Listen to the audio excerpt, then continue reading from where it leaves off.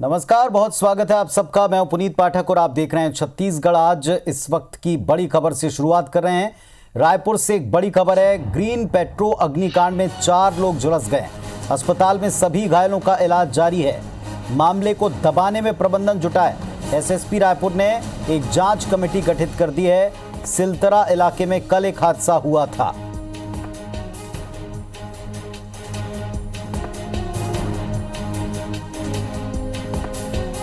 तो भीषण एक अग्निकांड हुआ, हादसा हुआ और अब इसे दबाने में प्रबंधन जुटा है। एसएसपी रायपुर ने एक जांच टीम बना दी है। सिलतरा इलाके में कल ये हादसे की तस्वीरें हैं। अस्पताल में सभी घायलों का इलाज जारी है और हमारे सहयोगी तहसीन जैदी हमारे साथ में जुड़ गए हैं। जी तहसीन, बताएं। पुनीत जी, देखिए जिस तरीके से ये कल बड़ा एक हादसा हुआ था सिलतरा इलाके में, जो फैक्ट्री थी उसमें जो है उसके बाद ये ब्लास्ट हुआ था और वहां के इतना बड़ा ब्लास्ट था कि दमकल की कई गाड़ियों ने करीब अगर बात करें तो 20 जो गाड़ियां थी उसमें भिलाई स्टील प्लांट की भी फोम वाली गाड़ियां आई थी। उसके बाद जो प्राइवेट जो फायर ब्रिगेड है उनकी गाड़ियां आई थी और नगर निगम की गाड़ियां लगी। तो कड़ी मशक्कत के बाद जो है अल सुबह आग पे काबू पाया गया था। इस पूरी घटना में जो है फायर ब्रिगेड के 2 कर्मचारी जो प्राइवेट फायर ब्रिगेड के थे, उसके अलावा 2 कर्मचारी, कुल 4 कर्मचारी इसमें झुलसे थे और अभी इनका जो है ये सभी जो है जेरे इलाज हैं अस्पताल में। और ये बताया जा रहा है कि अभी इनकी हालत जो है वो स्थिर बताई जा रही, जो हमारी डॉक्टर से बात हुई। और अभी उसमें 2 से 3 दिन बाद इसमें बताया जा सकता है कि उनकी हालत किस तरीके की है। अभी फिलहाल जो बताई गई है स्थिर है, लेकिन ये फायर ब्रिगेड के कर्मचारियों से जो हमारी बात हुई उनका ये कहना था कि ये साल 2000 के बाद से सबसे बड़ा फायर था, क्योंकि जिस तरीके से वहां हमारा IBC 24 के पास जो वीडियो आए थे उसको देख के जिस तरीके से अंदाजा लगाया जा सकता है कि उसकी कितनी तेज आग थी, क्योंकि काफी किलोमीटर दूर से आग देखी जा रही थी। और आसपास के इलाके जो काफी रिहायशी थे उसमें कुछ कॉलोनियां हैं, कुछ जो बस्तियां हैं मजदूरों, क्योंकि औद्योगिक इलाका है सिलतरा, वहां पे काफी दहशत में थी। वहां के लोगों से जो हमारी बात हुई उनका कहना है कि काफी दहशत में उन्होंने रात काटी है। और अगर ये पूरे बात करें, क्योंकि कल तक ये बताया जा रहा था कि इसमें कोई भी घायल नहीं हुआ, क्योंकि उसमें फिर ये जो प्रबंधन है उसके द्वारा नहीं बताया जा रहा था, लेकिन आज जो बात निकल के आई है उसमें ये बात निकल के आई कि 4 लोग उसमें घायल हुए हैं जो झुलसे हैं। और यहाँ पे जिस तरीके से प्रबंधन के द्वारा पूरे मामले को दबाने की कोशिश की गई थी कल से और आज तक, तो उसको लेके एसएसपी रायपुर श्री अजय यादव जी ने उसमें 6 सदस्यीय जो टीम है, जिसमें फायर के एक्सपर्ट लोग हैं, जो पुलिस के अधिकारी हैं, उनकी एक 6 सदस्यीय टीम बनाई है। और इसके आग लगने का कारण जो है वो पता करना है और उसमें अगर दोषी पाया जाता है प्रबंधन या फैक्ट्री के लोग, उसमें उनके खिलाफ कड़ी कार्रवाई करने के भी निर्देश दिए गए। फिलहाल अभी ये बात निकल के आई है कि उसमें 4 लोग उसमें झुलसे थे और जिसमें 2 फायर कर्मी थे और 2 कर्मचारी थे। अभी ये सभी लोग जेरे इलाज है। जी, बहुत शुक्रिया आपका इस पूरी जानकारी के लिए। तो अब एक टीम बनी है और ये टीम कितनी जल्दी इस मामले में सत्य का पता लगाती है, सामने लाती, क्योंकि इस पूरे मामले में एसएसपी रायपुर ने एक टीम बनाई ही इसलिए ताकि इसका सच पता चल सके। एक भीषण अग्निकांड जो हुआ उसका सच सामने आए। सोमवार को प्रधानमंत्री नरेंद्र मोदी कोरोना वैक्सीनेशन के मुद्दे पर देश के सभी राज्यों के मुख्यमंत्रियों से वीडियो कॉन्फ्रेंसिंग के जरिए चर्चा करेंगे। इसके पहले छत्तीसगढ़ में बयानबाजी शुरू हो चुकी है। मुख्यमंत्री भूपेश बघेल ने कहा, प्रधानमंत्री मोदी से होने वाली चर्चा में हम मांग करेंगे कि कोरोना वैक्सीन मुफ्त में दें। उन्होंने कहा कि हमारी तैयारी पूरी है, भारत सरकार की गाइडलाइन का हम पूरी तरह पालन कर रहे हैं। मुख्यमंत्री के इस बयान के बाद नेता प्रतिपक्ष धर्मलाल कौशिक ने कहा, कोरोना के मामले में प्रधानमंत्री नरेंद्र मोदी ने गंभीरता दिखाई। लगातार वो सभी राज्यों के मुख्यमंत्रियों से चर्चा कर रहे हैं। उन्होंने कहा कि छत्तीसगढ़ की सरकार सभी चीजें केंद्र से मुफ्त में चाहती है। राज्य सरकार केंद्र सरकार पर आश्रित होकर सेवा करना चाहती है। नेता प्रतिपक्ष ने कहा कि अपने नागरिकों की सुरक्षा की जिम्मेदारी राज्य सरकार की है। ऐसे में राज्य सरकार को इस जवाबदेही से पीछे नहीं हटना चाहिए। हमारी पूरी तैयारी है। जो सेंटर भारत सरकार के जो गाइडलाइन है, जो प्रोटोकॉल है, उसका हम लोग पूरा पालन कर रहे हैं। अब एक ही मांग है कि वैक्सीन फ्री में मिले सबको। भारत सरकार से ही मांग रखेंगे। छत्तीसगढ़ की सरकार जब भी ऐसी बात आती है तो उनको लगता है कि केंद्र सरकार हमको मुफ्त में सब चीज़ दे दे। केवल हम केंद्र सरकार के ऊपर आश्रित होकर के हम सेवा करने चाहेंगे तो ये संभव नहीं है। लेकिन हम लोगों ने देखा है चाहे जो भी विभाग हो, सबसे पहले यही चाहते हैं कि केंद्र सरकार से हमको मुफ्त में मिल जाए, हमको कोई खर्च करना ना पड़े, और उसके देने के बाद भी उसकी हम आलोचना करते रहे। शायद ये प्रदेश सरकार की नियति बन गई है। अपने 3 दिवसीय प्रवास पर जगदलपुर पहुंचे आबकारी मंत्री कवासी लखमा ने निःशुल्क स्वास्थ्य शिविर में मुख्य अतिथि के तौर पर शिरकत की। इस दौरान उन्होंने कोरोना महामारी से बचाव के लिए राज्य सरकार की उपलब्धियां गिनाई। इस दौरान कवासी लखमा ने कोरोना महामारी की चपेट से बस्तर संभाग को सुरक्षित बताया।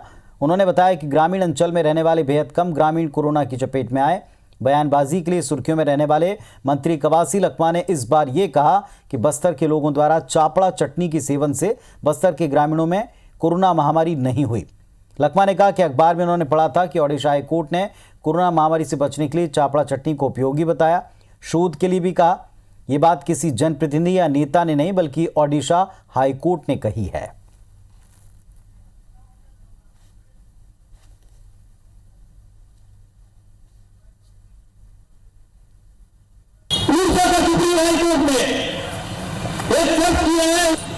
बस्तर के लोगों को चापड़ा खाने से कोरोना कम हुआ है।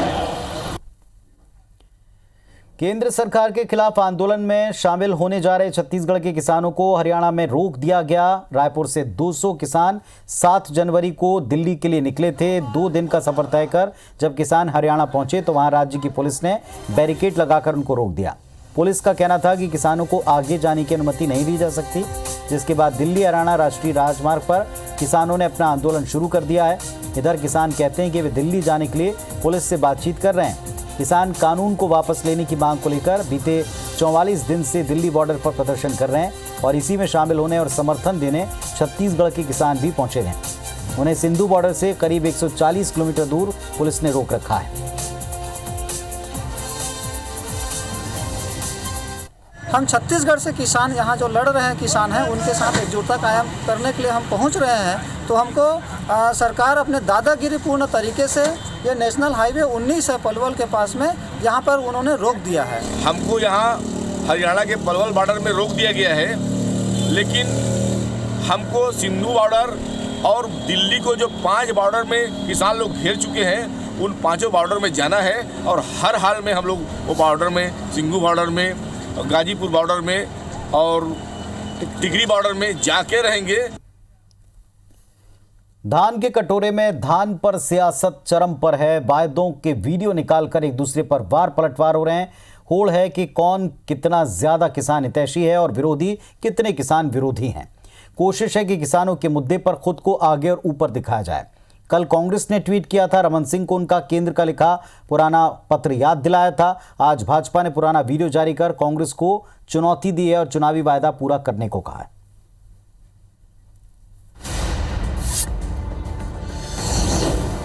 छत्तीसगढ़ में धान खरीदी को 40 दिन हो चुके हैं और इन 40 दिनों में एक भी दिन ऐसा नहीं बीता जब भाजपा और कांग्रेस ने एक दूसरे पर आरोप प्रत्यारोप न लगाए हों। शुक्रवार को कांग्रेस ने तत्कालीन मुख्यमंत्री रमन सिंह का साल 2014 में केंद्र को लिखा धान उत्पादक किसानों को प्रोत्साहन राशि देने की अनुमति वाला एक पत्र वायरल किया और कटाक्ष कर पूछा, कुछ याद है रमन सिंह जी? तो वहीं शनिवार को पूर्व मुख्यमंत्री डॉक्टर रमन सिंह समेत भारतीय जनता पार्टी ने कांग्रेस को उसका चुनावी वादा याद दिलाने के लिए राहुल गांधी का चुनावी दौर का एक वीडियो वायरल कर दिया, जिसमें राहुल गांधी किसानों को धान का दाम 2500 रुपए देने, सभी ब्लॉक में फूड प्रोसेसिंग प्लांट लगाने और 15 क्विंटल धान की खरीदी लिमिट को खत्म करने का वायदा चुनावी सभाओं में कर रहे हैं। राहुल गांधी का वीडियो वायरल करते हुए पूर्व मुख्यमंत्री डॉक्टर रमन सिंह ने लिखा कि छत्तीसगढ़ सरकार राहुल गांधी के किए वायदे को पूरा करें। इधर भाजपा के आरोप पर कांग्रेस ने पलटवार में देर न की। मुख्यमंत्री भूपेश बघेल ने कहा, डॉक्टर रमन सिंह घर से निकलते ही नहीं तो उन्हें पता नहीं कि छत्तीसगढ़ में क्या हो रहा है। रमन सिंह को पता नहीं कि छत्तीसगढ़ में कई जगहों पर फूड प्रोसेसिंग प्लांट खोले जा रहे हैं। केंद्र एथेनॉल प्लांट की अनुमति नहीं दे रहा। वहीं छत्तीसगढ़ कांग्रेस ने भी अपने ट्विटर अकाउंट पर रमन सिंह पर तंज कसते हुए लिखा, घर से निकलिए, घूमिए, किसानों से मिलिए, आपको पता चलेगा कि किसान खुश हैं। एमएसपी पर ना सही, न्याय योजना के जरिए किसानों को पैसा मिल रहा है, फूड प्रोसेसिंग यूनिट भी लग रही हैं। इधर भाजपा ने एक बार फिर दोहराया कि राज्य अपनी नाकामी का ठीकरा बार बार केंद्र पर फोड़कर जिम्मेदारी से भाग रहा है। डॉक्टर रमन सिंह से मैं यही कहना चाहूँगा एक चिट्ठी तो लिख दे भारत सरकार को, गठान क्यों आप बारदाना गठान क्यों नहीं भेजे आप? छोटे बड़े करके सैकड़ों की तादाद में हम प्रोसेसिंग प्लांट खोल चुके हैं। रमन सिंह जी घर से निकलना नहीं है तो उसको पता भी नहीं कि छत्तीसगढ़ में क्या हो रहा है। 2500 रुपया पूरा भुगतान करेंगे। हर विकास खंड स्तर पर एक फूड पार्क की स्थापना होगी। कांग्रेस अध्यक्ष के रूप में जो वादा श्रीमान राहुल गांधी ने किया था, उन सारे वादों को भुला दिया गया है। मुझे लगता है राज्य सरकार को पूर्व अध्यक्ष की ओर से फिर से निर्देश दिया जाना चाहिए, तभी लोगों के साथ न्याय होगा। कुल मिलाकर सत्ता पक्ष और विपक्ष में धान के मुद्दे पर ये घमासान थमता नहीं दिख रहा। इन सब के बीच किसानों और प्रदेश की बड़ी चिंता है धान खरीदी को लेकर, उसके भुगतान को लेकर, एथेनॉल प्लांट के धरातल पर उतरने को लेकर। तब तक पुराने वायदों पर कटाक्ष की आंच सियासी माहौल को गरमाती रहेगी, ये तय है। सौरभ सिंह परिहार, IBC 24, रायपुर।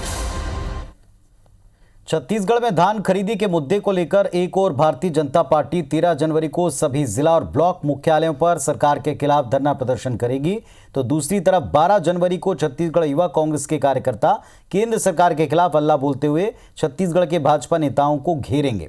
धान खरीदी के मुद्दे पर छत्तीसगढ़ में कांग्रेस सरकार को घेरने के लिए भाजपा ने अपनी रणनीति बनाई, तो कांग्रेस ने युवा कांग्रेस कार्यकर्ताओं को जिला स्तर पर प्रदर्शन करने के निर्देश दिए। भाजपा धान के मुद्दे को कांग्रेस से छीनना चाहती है, ये बताने की कोशिश कर रही है कि छत्तीसगढ़ में कांग्रेस सरकार ने किसानों से वायदा खिलाफी की, जबकि कांग्रेस केंद्र सरकार के तीनों कृषि कानूनों के विरोध में धरना प्रदर्शन करेंगे। लेकिन धान खरीदी केंद्र में किसानों को हो रही समस्या ने भाजपा को एक मुद्दा जरूर दे दिया है।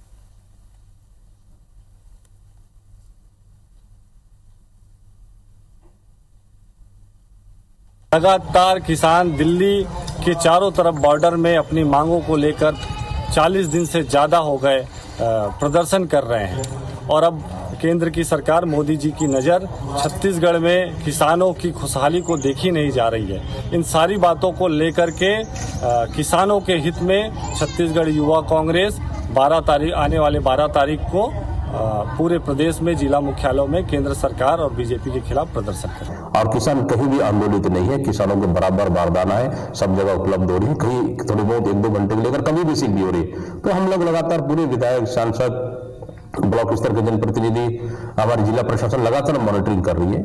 हम ईमानदारी से किसानों का हम धान खरीदेंगे। मुख्यमंत्री भूपेश बघेल बस्तर दौरे पर हैं और इस दौरान वे 2 दिन नारायणपुर जिले में रहेंगे, रात्रि विश्राम करेंगे। मुख्यमंत्री ने नारायणपुर जिले को 86 करोड़ के विकास कार्यों की सौगात दी, जिसमें 77 करोड़ 80 लाख के 26 विकास कार्यों का भूमि पूजन किया, 8 करोड़ 11 लाख के 14 विकास कार्यों का लोकार्पण किया। तो 77.8 करोड़ के 26 विकास कार्यों का भूमि पूजन किया है। प्रत्येक देवगुड़ी के लिए 6 लाख की घोषणा की है। बस्तर दौरे के दौरान नारायणपुर को जो सौगातें दी, अबूझमाड़ में 100 घोटूल के निर्माण की घोषणा की और 10 लाख रुपए इसके लिए देने का ऐलान किया। इसके अलावा शादियों के लिए मंगल भवन बनाने की घोषणा की। मुख्यमंत्री ने पुलिस पेट्रोल पंप का लोकार्पण किया। केरलापाल के आदर्श गौठान का निरीक्षण किया है।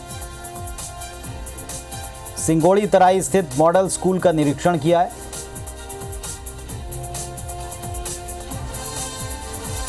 एक 104 पंचायतों में देवगुड़ी बनेगी, ये ऐलान भी किया है।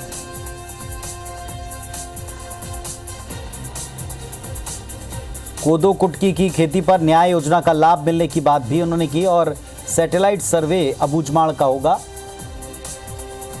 कोई कमी विकास में नारायणपुर के नहीं आने दी जाएगी।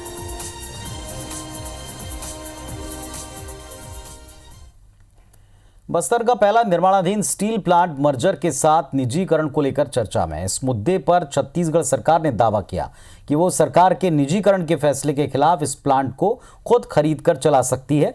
सर्व आदिवासी समाज ने दावा किया कि डीमर्जर होने की वजह से सरकारों के स्टील प्लांट के संचालन नहीं करने पर सर्व आदिवासी समाज नगरनार स्टील प्लांट का संचालन करेगा और सरकार ये स्टील प्लांट आदिवासियों को सौंप दे। नगरनार के डीमर्जर और निजीकरण के बीच सर्व आदिवासी समाज ने इस उद्योग के निजीकरण के खिलाफ कोर्ट में जाने की बात कही। वहीं मुख्यमंत्री ने कहा कि हम खरीदने तैयार हैं। विधानसभा में शासकीय संकल्प लाया गया था, बीजेपी के कहने पर हमने उसमें संशोधन किया।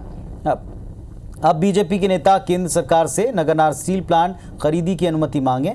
इस पर बीजेपी नेता और पूर्व मंत्री चंद्रशेखर साहू ने कहा, छत्तीसगढ़ में कांग्रेस सरकार के पास बारदाने खरीदने के लिए पैसे हैं नहीं, ऐसे में स्टील प्लांट खरीदने के लिए पैसे कहां से जुटाएंगे।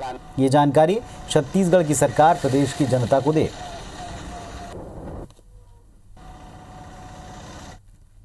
शासन नगरनार स्टील प्लांट चलाता है तो हम उसका स्वागत करते हैं, लेकिन वो अपना कार्य योजना बताए, वो 3 महीना के अंदर पब्लिक में बताए, सार्वजनिक करे, वो किस टाइप से चलाएंगे, कैसा चलाएंगे, लेकिन निजीकरण होने नहीं देंगे।